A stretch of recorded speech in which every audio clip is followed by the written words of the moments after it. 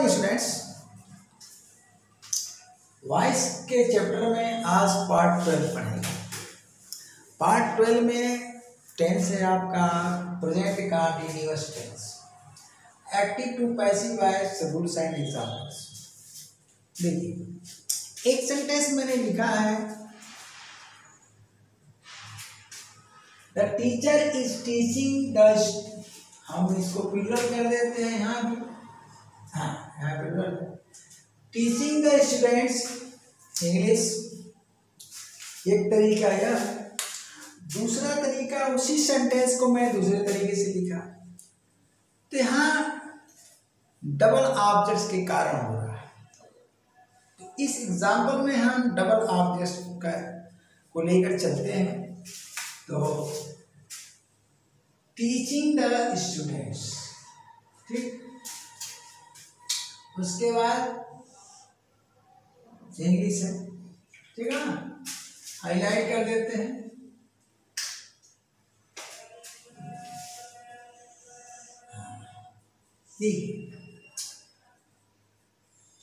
ये क्या है भैया आपका, और ये क्या है, दोनों ही ऑब्जेक्ट्स हैं। टीच का मतलब होता है पढ़ाना, क्या होता है, पढ़ाना। तो जब टीचर टीच करेगा तो कोई सब्जेक्ट पढ़ाएगा, कोई विषय पढ़ाएगा, तो किसको पढ़ा रहा है, इंग्लिश को। तो टीच का जो सीधा प्रभाव किस पर पड़ेगा, बोलिए, डायरेक्ट इफेक्ट पड़ेगा, इफेक्ट प्रभाव किस पर पड़ेगा, इंग्लिश पर। यानी टीचर अगर पढ़ाना बंद कर दे तो बोलिए इंग्लिश का कोर्स पूरा होगा, नहीं, इंग्लिश का कोर्स अधूरा रह जाएगा। इसी को कहते हैं प्रभाव का पढ़ना या प्रभाव का दिखना। जैसे वो पत्र लिखता है, पत्र लिखना बंद कर दे तो पत्र का लिखा जाना बंद हो जाएगा, यानी पत्र क्या हो जाएगा, अधूरा रह जाएगा। तो सेम पैटर्न पर यहाँ भी होगा, अगर टीचर पढ़ाना बंद कर दे तो इंग्लिश क्या, अधूरी रह जाएगी, यानी सीधा इफेक्ट इस पर पड़ रहा है। अब पढ़ाया किसको जा रहा है भैया, तो पढ़ाया जा रहा है स्टूडेंट को। जिस पर सीधा प्रभाव पड़ेगा पहले आप उसको ढूंढिए। तो सीधा प्रभाव पड़ रहा है तो इसको हम लिख देंगे डायरेक्ट ऑब्जेक्ट, लिख दिए। तो शेष जो दूसरा होगा वो क्या हो जाएगा, इनडायरेक्ट। एक तरीका तो यह हुआ। दूसरा तरीका है कि जो सेकेंड जो ऑब्जेक्ट होता है वो हमेशा क्रिया के परिणाम का लाभार्थी होता है, गेनर होता है। टीचर ने पढ़ाया इंग्लिश, उसका लाभ कौन उठा रहा है, स्टूडेंट्स। तो लाभार्थी यानी गेनर होने के कारण वह स्टूडेंट्स क्या हुए, इनडायरेक्ट ऑब्जेक्ट। क्या हुए, इनडायरेक्ट ऑब्जेक्ट, ठीक। ये शॉर्ट में मैं लिख दे रहा हूं। अब बताइए, तो पहले सेंटेंस के पहले रूप में आपने क्या देखा, इनडायरेक्ट ऑब्जेक्ट मैंने पहले लिख दिया और डायरेक्ट बाद, ठीक। इसकी चर्चा भी मैं कर चुका हूं। तो आप वॉइस का चैप्टर खोलें, प्लेलिस्ट से आप पढ़िए। मैं यही सजेस्ट करूंगा, आप प्लेलिस्ट से पढ़िए और प्लेलिस्ट से जब सारी वीडियोस देख लेंगे, अर्थात सारे क्लास पढ़ लेंगे, तो डेट टू डेट जो मैं अपलोड करूंगा उसको आप पढ़ते जाइए, तो बहुत अच्छी तरह से समझ में आएगा, ठीक। अब इसी सेंटेंस को मैं दूसरे रूप में लिख दिया। तो जो दूसरा रूप है इसमें मैंने इंग्लिश को पहले ला दिया और स्टूडेंट को बाद में। ध्यान दीजिएगा, तो स्टूडेंट्स हमारे क्या है, इनडायरेक्ट ऑब्जेक्ट है, और इंग्लिश क्या है, डायरेक्ट ऑब्जेक्ट, ठीक। इंग्लिश को चाहे बाद में लिखो या पहले लिखो, कोई दिक्कत नहीं आएगी, परंतु इनडायरेक्ट ऑब्जेक्ट को पहले या बाद लिखते हो तो दिक्कत आएगी, ठीक, दिक्कत आएगी। अब मैं बता रहा हूं कैसी दिक्कत आएगी, कैसी दिक्कत आएगी। देखो, जब हम दोनों से बनाते हैं, मान लीजिए किसी डायरेक्ट ऑब्जेक्ट को हम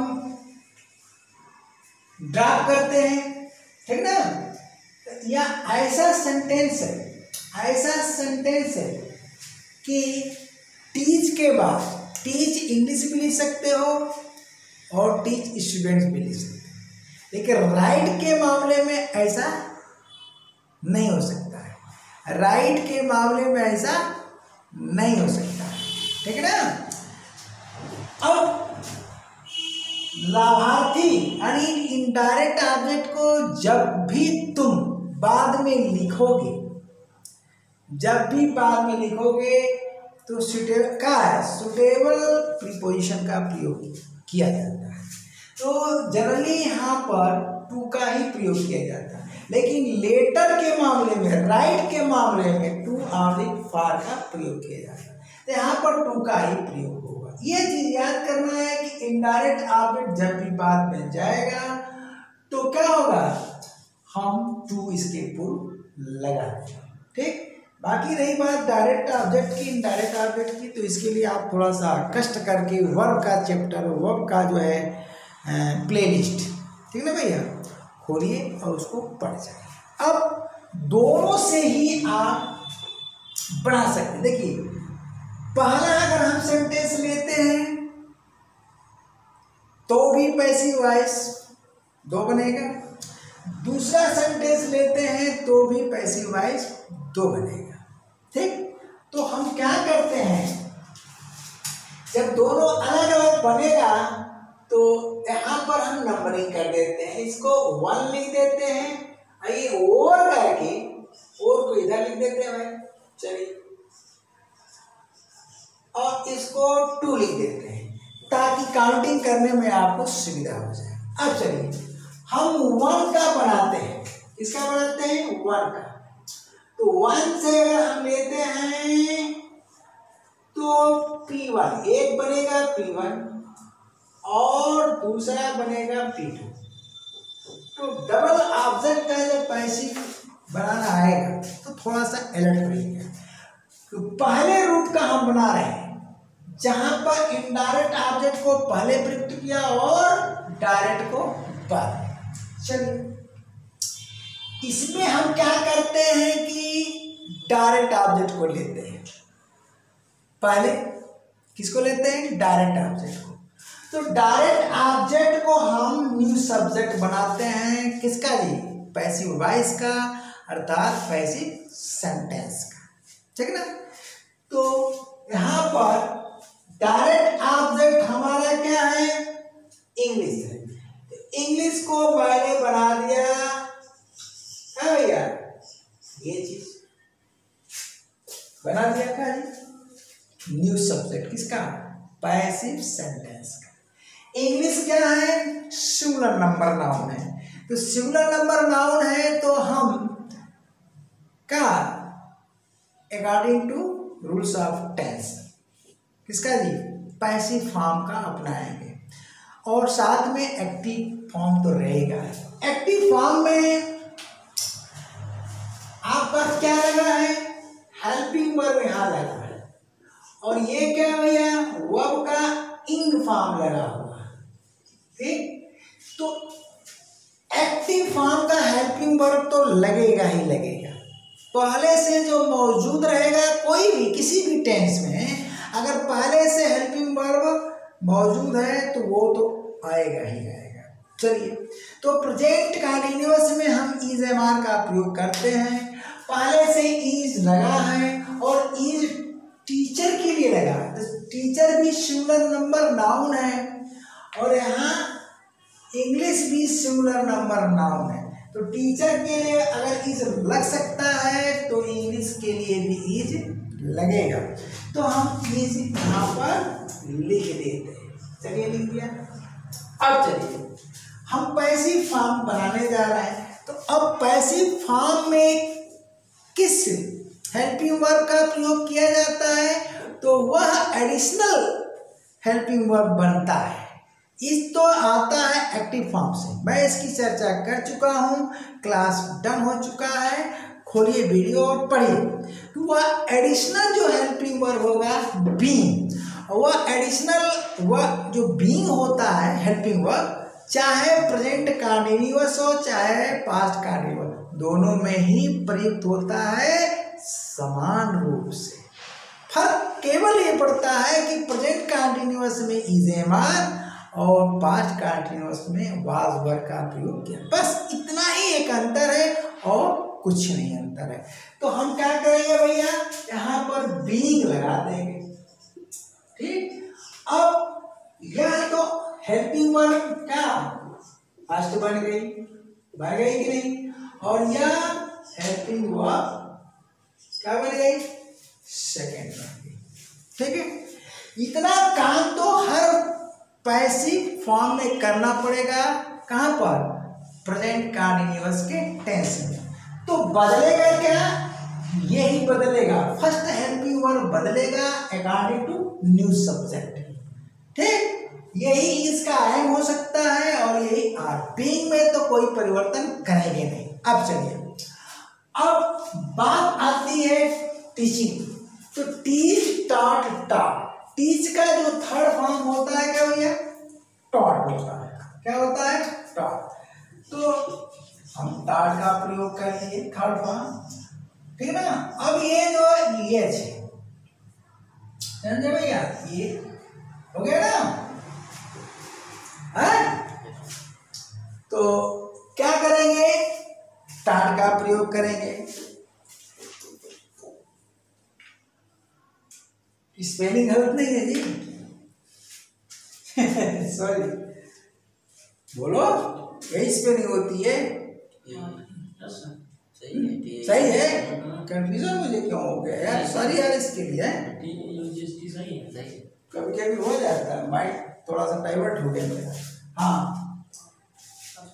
ठीक है, ठीक है,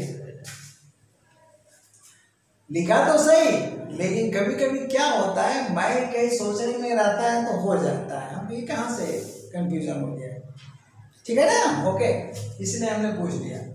चलो, कोई चीज गलत नहीं पढ़ाना चाहिए, भले ही टीचर कहीं डाउट हो, देखना पड़े, पूछना पड़े। बहुत लोग तो भाई लेकर पढ़ाते हैं, तो लेकर पढ़ाते हैं पर कहते हैं इसका मतलब उसको कुछ नहीं आ रहा है, पूरा पोथा लेकर नकल करके लिख रहे हैं। हम लोग पोथा वाले नहीं, मौखिक पढ़ाते। कभी कभी माइंड क्या होता है कि कहीं चला गया और उसमें लिख दिया तो शंका पैदा, ये सब छोटी चीज में हो जाता है। ऐसा सबके साथ होता है, आपके साथ भी होता होगा। चलिए, तो इंग्लिश इज बीइंग टॉट, ठीक ना, ये थर्ड फॉर्म हो गया। क्या लिखा गया, थर्ड फॉर्म हुआ, तो ये थर्ड फॉर्म होगा। अब चलिए, सवाल ये उठता है कि बाई एजेंट हम कहाँ लगाए। सबसे खतरनाक चीज ये होती है कि बाई एजेंट हम कहाँ लगाए। डबल ऑब्जेक्ट का मामला है, तो डबल ऑब्जेक्ट दोनों का संबंध क्रिया से है। एक तो जिस पर सीधा प्रभाव पड़ रहा डायरेक्ट, और एक जिस जो क्रिया के परिणाम का लाभार्थी है। तो आप बाई एजेंट द्वारा, देखिए, बाई एजेंट द्वारा आप ऑब्जेक्ट को सेपरेट नहीं करेंगे जो बच रहा है, ठीक है ना। क्या करेंगे, इंग्लिश इज बीइंग टॉट। अब यहां पर आप टॉट जो बच रहा है उसको उतार दीजिए। तो बाई ने क्या किया भैया, और बाई द टीचर लिख दिया, ठीक है। चलिए, अब इसी सेंटेंस में मैं बता दे रहा हूं तरीका आपको। अगर इसको और करके, मतलब और बन रहा है इसी का, यहां हम और लगा सकते हैं, यहां पर और कर दे सकते हैं। कोई स्टूडेंट क्या करता है जी,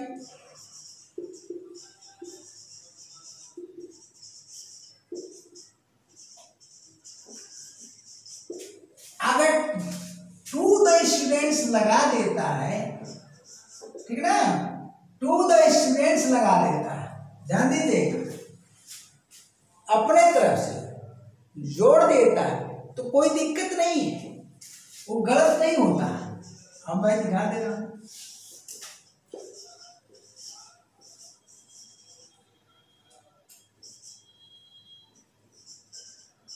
ये दोनों ही सेंटेंस सही होते हैं। फर्क क्या है? ये ओल्ड इंग्लिश में कब छोड़ गया, छोड़ गया। अच्छा, द छूट गया, तो यहाँ पर द छूट गया। चलिए, हाँ, English is being taught to the students by the teacher, हो गया। दोनों ही सेंटेंस सही है। फर्क ये है कि ये टू लगा रहे हैं, ये ओल्ड इंग्लिश है, और टू नहीं लगा रहे हो मॉडर्न। यहाँ पर मैं अपने मन से काम किया टू लगाने का, स्टूडेंट कोई भी अपने मन का काम किया, इस सेंटेंस में है नहीं। ऐसा क्यों किया जाता है? जब हम इस दूसरे सेंटेंस को बढ़ाएंगे तब पता चलेगा, ऐसे नहीं पता चलेगा। चलिए, तो ये हो गया। अब दूसरे सेंटेंस को अगर हम बनाते हैं, ध्यान दीजिएगा, पहले सेंटेंस में हमने डायरेक्ट ऑब्जेक्ट लिया, तो उसमें क्या किया कि P1 और P2 करके बस अंतर कर दिया आगे पीछे। क्या यहाँ स्टूडेंट्स हमारा जो बच रहा है, बोलिए इनडायरेक्ट ऑब्जेक्ट बच रहा है। क्या बच रहा है? Indirect object. अब टू लगाए या न लगाए कोई फर्क नहीं पड़ेगा, कोई दिक्कत नहीं होगी। चलिए, अभी हम क्या करते हैं, इसी सेंटेंस की बात करते हैं। जब हम इसको बनाएंगे तो और समझ में आएगा। इसी सेंटेंस में हम अब स्टूडेंट्स को क्या बनाते हैं, बोलिए न्यू सब्जेक्ट बनाते हैं, सेम सब्जेक्ट की। तो देखिए कितने तरह से हो रहे हैं, अब कौन परफेक्ट है, और कितना फाइनली रिजल्ट हमारा क्या आ रहा है। तो फाइनली रिजल्ट क्या आ रहा है, अब इसी A1 का अगर हम दोबारा बना रहे हैं आगे, तो क्या बनेगा? P3 बनाने जा रहे हैं, और P3 जो है पैसिव फॉर्म, जो तीसरा बनने जा रहा है इनडायरेक्ट ऑब्जेक्ट्स। मैं इसका बना रहा हूं, ठीक है ना। तो क्या हो जाएगा भैया? द स्टूडेंट्स हो जाएगा, द स्टूडेंट्स। अब बताइए, न्यू सब्जेक्ट आपका सिंगुलर है कि प्लूरल है? तो न्यू सब्जेक्ट प्लूरल है। तो यहाँ इस पहले से लगा है एक्टिव फॉर्म में, और नियम है प्रेजेंट कंटीन्यूअस में इज एंड आर का प्रयोग करना। तो इसी को आधार मान करके हम यहाँ आर लगा देंगे। क्या लगा देंगे? आर लगा दिया। अब बीइंग तो लगेगा ही लगेगा, तो बीइंग लगा दिया, ठीक है।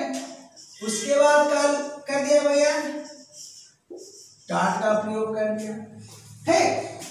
अब चलिए, क्या बचा? इंग्लिश। तो इंग्लिश को यहां लिख दिया, ठीक है, और बाय द टीचर लिख दिया, ठीक, बाय द टीचर लिख दिया। अब चलिए, तो क्या चौथा भी बनेगा? फोर्थ पैसिव बनेगा? नहीं बनेगा, क्योंकि स्टूडेंट को हम यहाँ न्यू सब्जेक्ट बनाए हैं।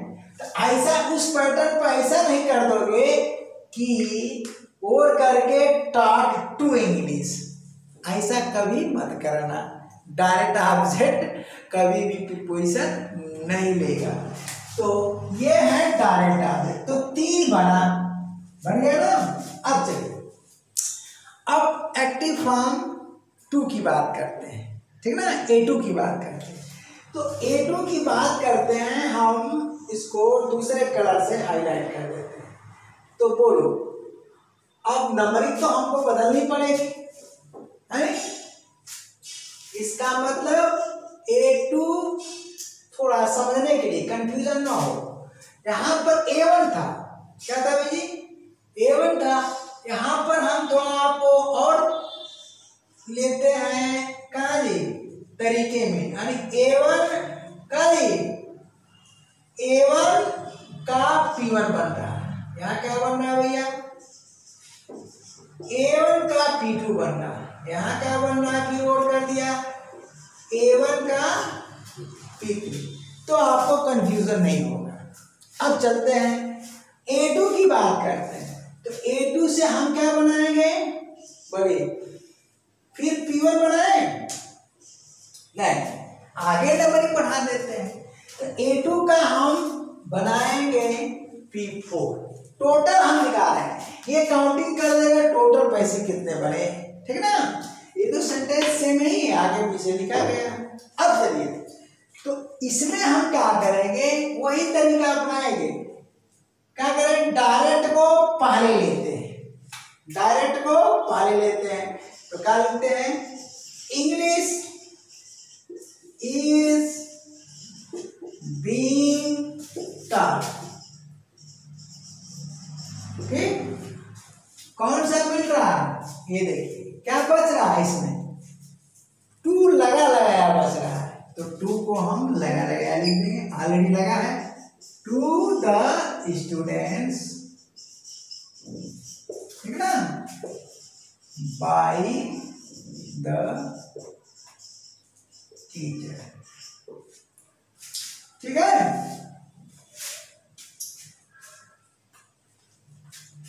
अब क्या करेंगे, इस सेंटेंस में जो पहले से टू लगा हुआ है, यहां लगा है, और ये क्या है भैया, इनडायरेक्ट ऑब्जेक्ट, क्या है, इनडायरेक्ट ऑब्जेक्ट, और डायरेक्ट ऑब्जेक्ट को हमने क्या बना दिया, डायरेक्ट ऑब्जेक्ट को सब्जेक्ट बना दिया, बोलिए है कि नहीं, इतना तो बात समझ रहे हैं, यहां लिखने की जरूरत है।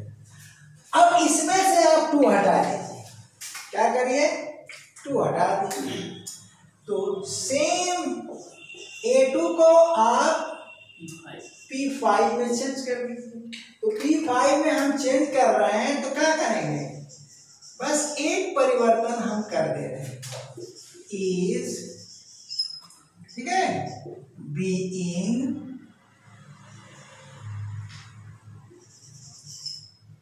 टॉट, टू हटा दीजिए, लगा नहीं है तो लगा सकते हो, और लगा है तो हटा सकते हो, जब तुम लगा सकते हो तो हटा के नहीं सकते हो, हटा दो भैया, ठीक है ना, द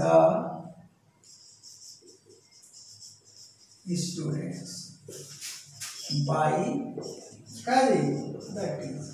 अब देखिए, ये डबल ऑब्जेक्ट का मैंने एग्जांपल आज दे दिया। अब नेक्स्ट में हम क्या करते हैं, A2 का बना है, P6 बना है, तो P6 में हम क्या करते हैं, इनडायरेक्ट ऑब्जेक्ट को लेते हैं, तो इनडायरेक्ट ऑब्जेक्ट को जब हम लेंगे तो क्या हो जाएगा, द स्टूडेंट्स हो जाएगा, क्या हो जाएगा, द स्टूडेंट, उसके बाद आर हो जाएगा, उसके बाद बोलिए बीइंग हो जाएगा, और टाट हो गया, टाट के बाद बच क्या रहा है, कहाँ गया, बोलिए, इसको तो हमने इधर ले लिया, तो जैसे इसको सब्जेक्ट बनाएंगे टू नहीं लगाएंगे, ध्यान दीजिएगा, यहाँ टू नहीं लगाएंगे, टू द स्टूडेंट नहीं लिखेंगे, बच रहा है इंग्लिश, क्या बच रहा है, इंग्लिश, तो इंग्लिश को हमने उतार दिया, और बाय द टीचर लिख दिया। अब रिजल्ट क्या हो गया, इन्फरेंस, इन्फरेंस का मतलब हो गया परिणाम, ठीक है ना, इन्फरेंस का मतलब होता है परिणाम या निष्कर्ष, क्या हो जाएगा, निष्कर्ष। फाइनली जो हमारा निष्कर्ष आ रहा है, ये देख लीजिए क्या है, P1 English is being taught to the students by the teacher। ये कहाँ है, खोजिए, कहीं मिल रहा है, हाँ, यहाँ English is being taught the students by the teacher, यानी A1 equal to P1 equal to, बोलिएगा भैया, P1 इक्वल टू क्या मिला, P5 मिला, बोलिए मिला कि नहीं, P1 पढ़िए, English is being taught to the student by teacher. उसके बाद कहाँ गया जी, P5 पढ़िए, इंग्लिश इज टॉट, ठीक ना, the student by the teacher. तो चाहे इस रूप में सेंटेंस लिखा हो चाहे ये इस रूप में, एक फाइनल मिलेगा आपको, कौन, ये फाइनल मिलेगा आपको ये वाला, और कौन जी, ये वाला मिल गया, सेम चीज।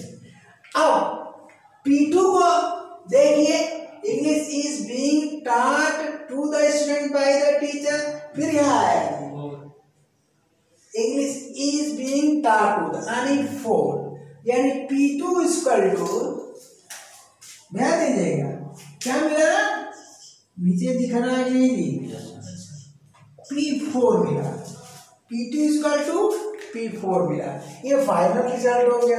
तो दोनों में से एक ही बार लिखोगे ना, चाहे सेंटेंस ये रहे चाहे ये रहे, कोई फर्क नहीं पड़ेगा। अब इसमें भी हमने क्या लिया, देखो डायरेक्ट ऑब्जेक्ट, और P2 में क्या लिया, डायरेक्ट ऑब्जेक्ट। तो डायरेक्ट ऑब्जेक्ट वाला एग्जांपल बाहर, यानी दिस, और कहाँ गया जी, ये डबल मार्क लगा दिया, एक जैसे हैं, ठीक है ना, सब टेक्निकल चीज है। अब चलिए, अब इसके बाद बचता क्या भैया, P3 बच रहा है, the student are being taught English by the teacher. बताइए कहीं मिल रहा है, the students are being taught English, मिला कि नहीं मिला, तो P3 क्या मिला, P3 इक्वल टू, नंबर बताना जी, 6 ना, 6 मिला, ये देखिए, ठीक। अब इसको भाई अलग से रिमार्क कर देता हूं, P3 में हम ट्रिपल लाइन लगा देते हैं, और P6 में ट्रिपल लाइन लगा दी। अब बताइए गिन लीजिए कितना मिला, बोले कुल 3 ही तो मिले, 3 ही ना मिले। तो सेंटेंस चाहे इस फॉर्म में लिखा हो चाहे इस फॉर्म में, 3 बनेंगे। अब 3 में कौन कौन बन रहा है, ध्यान दीजिएगा, देखिए this equal to this, direct object को हम लिए, ठीक, सेम है कि नहीं सेम है, अच्छा, और दिस यानी P2 equal to P5, direct object को लिए, ठीक है, किसको लिए जी,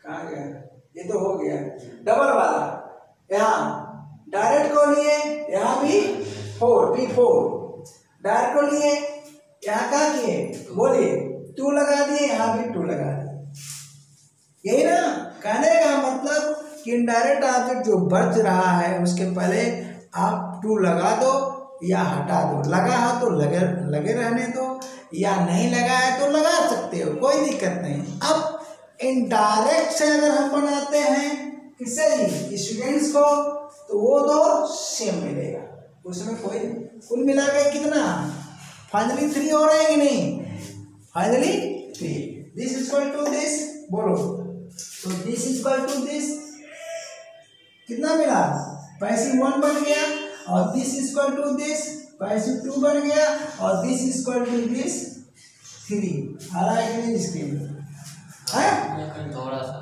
कौन वाला कट, 3 वाला थोड़ा सा है, दिख रहा है ना, बच्चे समझ जाएंगे, समझे बेटा। तो क्या हुआ, ये आपका 3 बन गया, तो फाइनली कितने मिले, 3 ही मिले। तो आज का मेरा अफर्मेटिव सेंटेंस का उद्देश्य था क्या, डबल ऑब्जेक्ट में बताना। डबल ऑब्जेक्ट में अब क्या होता है, कंफ्यूज होता है। सेंटेंस कौन था, बोलो, सेंटेंस था अफर्मेटिव, टेंस क्या है, प्रेजेंट कंटीन्यूअस, बोलो अफर्मेटिव। तो सारे सेंटेंस में निगेटिव, इंट्रोगेटिव और इंट्रोगेटिव, सब में अगर हम डबल ऑब्जेक्ट का एग्जांपल देंगे तो वीडियो कितनी बड़ी हो जाएगी, बहुत लंबी हो जाएगी ना, क्लास बहुत लंबा हो जाएगा। अब कोई दिक्कत ही नहीं है, निगेटिव सेंटेंस ले लो, कोई दूसरा ले लो, इंट्रोगेटिव ले लो, इससे अगर हम यस नो टाइप बनाना चाहते हैं, एक सेंटेंस हम ले लेते हैं। कौन बोला भैया?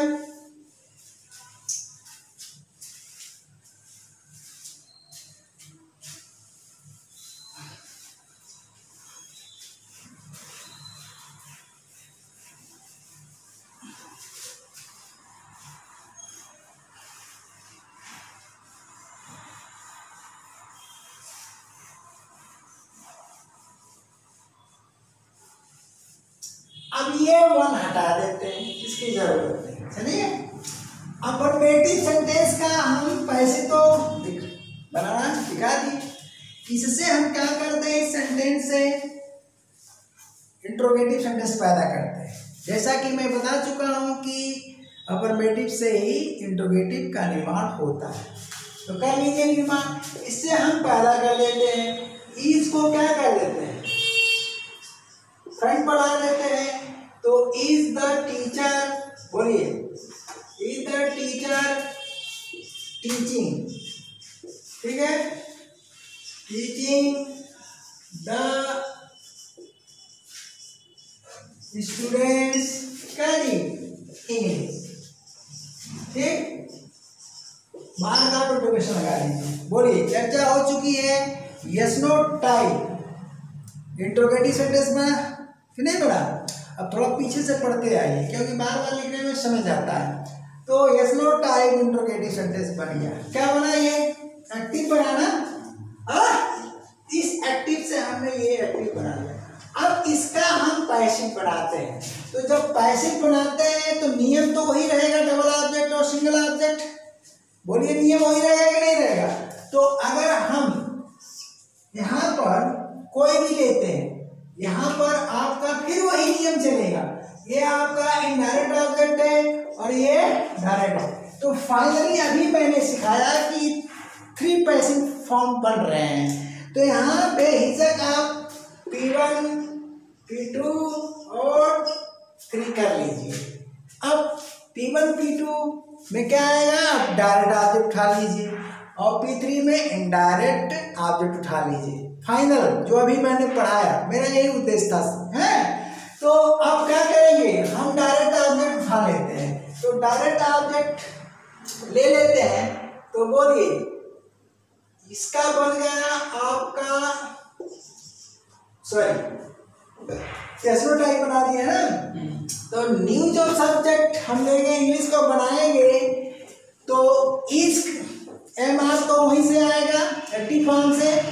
तो इंग्लिश बताइए क्या लेगा? इज लेगा कि नहीं लेगा? तो इज लगा दिया। या तो ये कर लीजिए, या इसका पैसिव बना करके उसकी नकल कर लीजिए, उसमें से इसको बाहर कर दिए। जैसा कि इसके पहले वाले क्लास में मैं इसी तरीके से पढ़ाया। तो मैं जितना क्लास लेता हूँ भैया उतने तरह का हो जाता है, क्योंकि मैं नकलची तो हूँ नहीं, वीडियो मेकर तो हूँ नहीं। जितनी बार पढ़ाऊँगा उतने तरीके से पढ़ा देता हूँ, ठीक ना।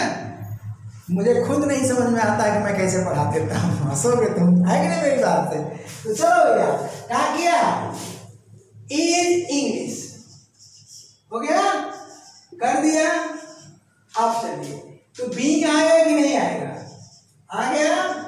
उसके बाद क्या आएगा? स्टार्ट आ गया। क्या बचा? द स्टूडेंट्स बचा, लिख दिया, ठीक ना, जो बचा लिख दिया। और बाई द टीचर लिख दिया, ठीक है भैया। और बार का इंट्रोडक्शन लगाऊंगा, ओके। अब इसी में क्या करना? इसी का और कर देना। इसका और है P1 का, क्या करते हैं कि इज कर दिया।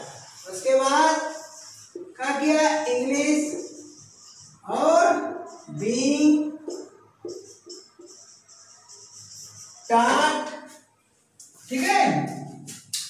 2 लगा, कोई दिक्कत नहीं है। क्या किया? 2 लगा दिया।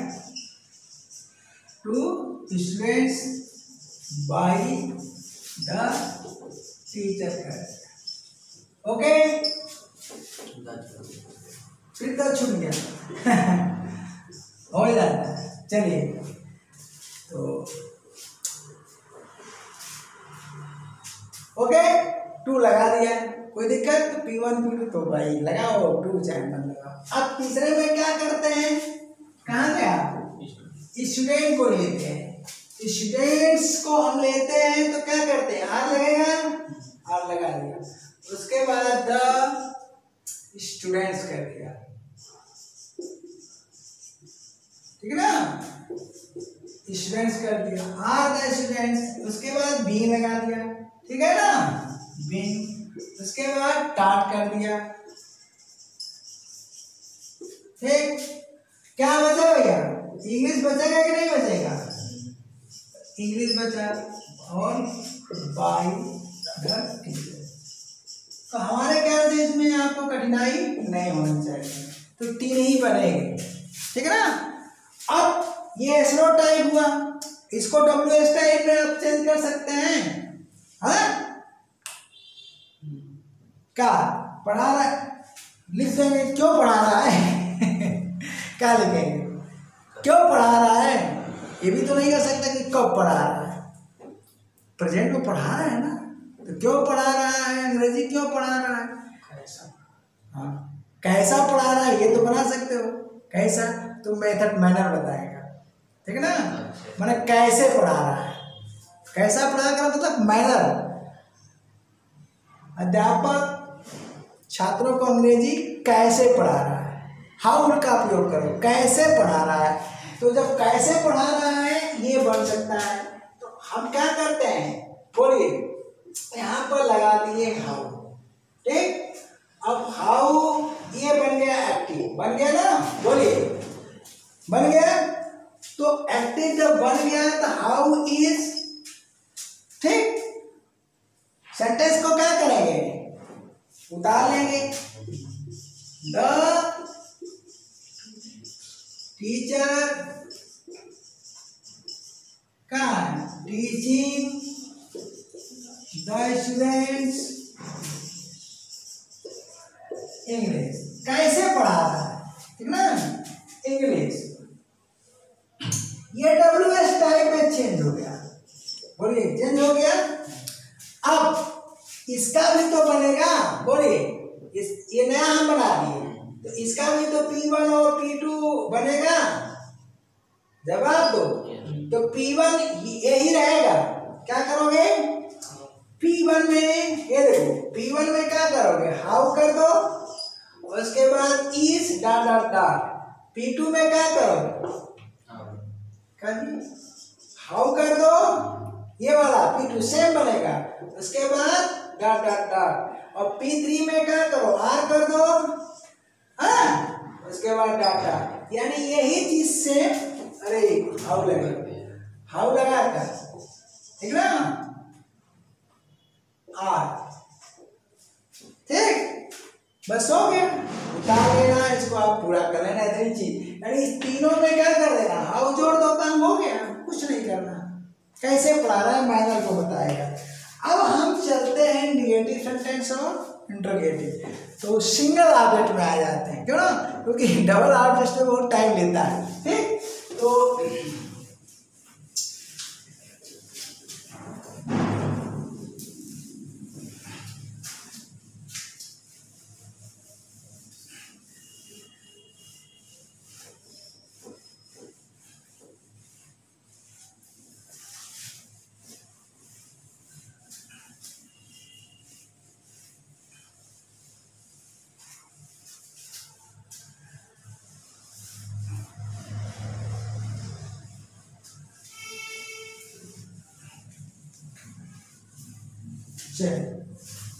अब देखिए एक्टिव में हम एग्जांपल लेते हैं,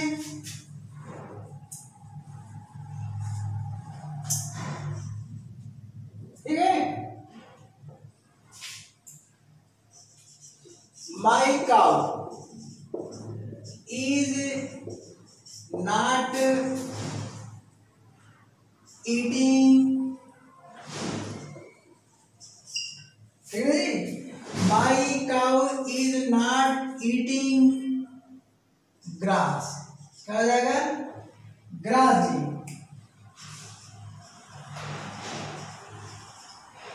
नाउ अ डेज, से टीचर्स पढ़ाते हैं, मैं बता दे रहा हूँ।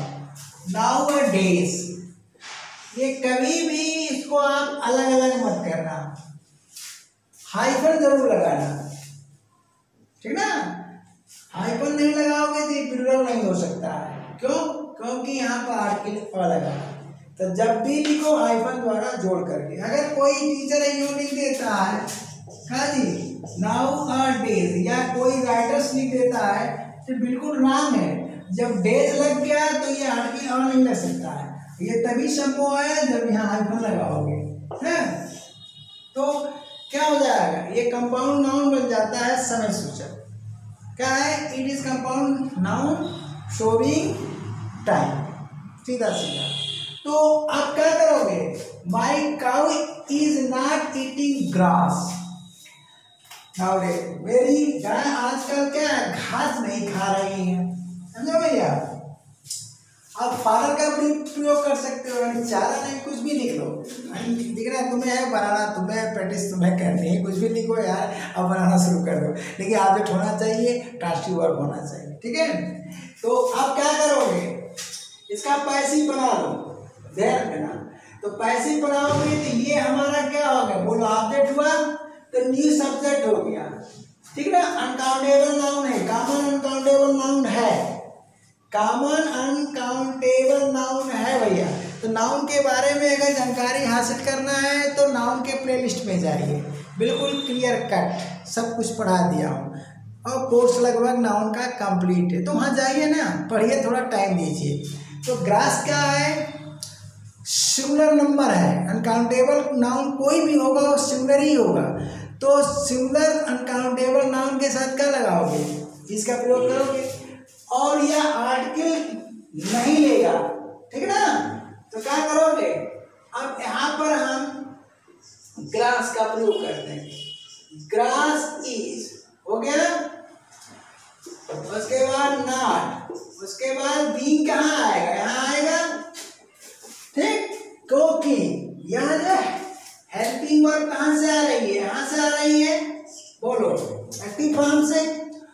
तो नॉट भी यहीं से आएगा, सेम स्थान पर, सेम प्लेस पर। अब बीइंग एडिशनल है तो एडिशनल लगा दो। ये हमारा हेल्पिंग वर्ब 2 है और ये हमारा हेल्पिंग वर्ब 1 है। तो थोड़ा इसके पहले भी वीडियोस जो बनाया हूँ आप लोगों के लिए, क्लास लिया हूँ, उसको देख लीजिएगा। तो ग्रास इज नॉट बीइंग, ठीक है ना। क्या लिखोगे, ईटेन लिख दोगे, बोलो क्रिया का ईट इटेन होता है, it ate eaten, ate second form, ate second form होता है। और उसके बाद अब बाई एजेंट का प्रयोग कहाँ करोगे, तो यहीं पर करोगे, बाई माई काउ, और नाउ अ डे लास्ट में जाएगा। क्या है, नाउ अ डे, इसका ध्यान देना। अब चलो, ये तो बना हमारा निगेटिव। इस निगेटिव से आप इंट्रोगेटिव निगेटिव बना सकते हो, S note type, WS type.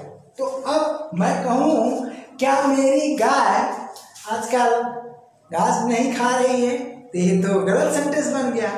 तो मेरी की जगह तुम्हारी कर देता हूँ। तो क्या करता हूँ, अब इसको जो एस नोट टाइप में बनाता हूँ, तो इसको एक्टिव को क्या करता हूँ, इसको पहले ला दिया काऊ के लिए, और माई काऊ की जगह योर काऊ कर देता। क्या करता हूँ, योर काऊ कर दिया। अब बाकी चीजें क्या होगा, उतार देता। ईटिंग, ठीक है भैया, ग्रास नाउ अ डेज। क्या बना भैया, अब ये तो आप जान ही गए हो गए, ये अफर्मेटिव सेंटेंस है, बार बार थोड़ी लिखेंगे। मेरे स्टूडेंट बन चुके हैं तो बार बार लिखूं। और नए हो तो मैं यही कहूँगा, पहली बार क्लिक किए हो तो प्लेलिस्ट में चले जाओ, उत्तर मिल जाएगा कि सब्सक्राइब करें कि ना करें, ठीक है। तो अब क्या करोगे, यस नो टाइप क्या बना, इंट्रोगेटिव निगेटिव सेंटेंस बना, ठीक। क्या अर्थ है, क्या तुम्हारी गाय आजकल घास नहीं खा रही है, तो इसका पैसिव बना लो। अब देखो, तुमने बनाया क्या, कुछ करना है, कुछ नहीं है, थोड़ा सा टेक्निकल दिमाग लगाना है, ये सब खेल है, खेल। इंग्लिश सीखना खेल है, टेक्निकल दिमाग लगा दो। यहाँ से इसको पैदा किया, ठीक, तो यार यहाँ से इसको पैदा कर दो ना। यहाँ से पैदा करने के लिए तुमने इसको क्या किया, फ्रंट पर किया, बोलो हाँ। तो यहाँ से इसको पैदा करने के लिए फ्रंट पर कर दो, कर दिया, इस कर दिया, उसके बाद ग्रास हो जाएगा, उसके बाद नॉट बीइंग, ठीक ना, ईटेन हो गया, हो गया। उसके बाद क्या यहाँ पर किससे हम कर रहे हैं, बोलो, अरे इसमें चेंज किया ना, तो क्या किया, यहाँ का इज योर, इसमें क्या किया, इसको बनाया, is grass not being eaten by, योरे तो लगाओगे हाँ। अब ये तो उतार देना गलती से, बाई की जगह योर लगा चुका हूं, तो सेम चीज उतारो, लेकिन बाई की जगह क्या कर दो, योर कर दो, बस यही अंतर है।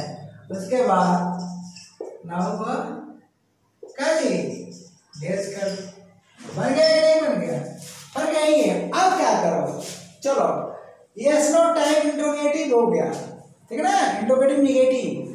अब क्या करो, इसको तुम चेंज कर दो WH टाइप में। तो किसको चेंज करना चाह रहे हो, इसको ना, हाँ, इसको चेंज करने के लिए इसमें लगा दो Y, क्या लगा दिया, Y, और Y लगा दिया तो क्या लिखा भैया, Y लगा दिया तो लिख दिया इज, ठीक है, योर, उसके बाद काउ, नॉट ईटिंग, क्या कर दिया, नॉट ईटिंग ग्रास, ठीक है भैया, ग्रास, उसके बाद नाउ और डेज, हो गया ना। अब इसका पैसिव बनाने के लिए क्या करोगे, यहाँ आ जाओगे, इसमें वाई लगा दो, क्या तकलीफ है, तो इज, उसके बाद क्या करोगे, ग्रास कर दिया, ठीक है, और नॉट बीइंग ईटेन, ईटेन कर दो, तो eaten by your cow now days, कोई तकलीफ, बोलो, कुछ नहीं, सिस्टम में आओ, ट्रैक पर आओ, ट्रैक। तो अंत में मैं यही कहूँगा, क्या जी, हाँ, नो ट्रिक विदाउट ट्रैक, ये मेरा स्लोगन है, क्या जी, नो ट्रिक विदाउट ट्रैक, ठीक है ना। और आगे उसमें जोड़ सकते हो, नो सिलेक्शन विदाउट ट्रैक। जब तक तुम ट्रैक पर नहीं आओगे ये ट्रिक काम नहीं करता है, कि 2 मिनट में सिखा देंगे, ठीक है ना, 1 मिनट में सिखा देंगे, ये सब बकवास है, ठीक है ना। तो क्या करिए, थोड़ा सीरियस होइए, ज़्यादा दिन नहीं, 6 महीना साल भर पढ़ लीजिए, सिलेक्शन हो जाएगा। तो नेक्स्ट क्लास तक के लिए tata bye bye, thank you.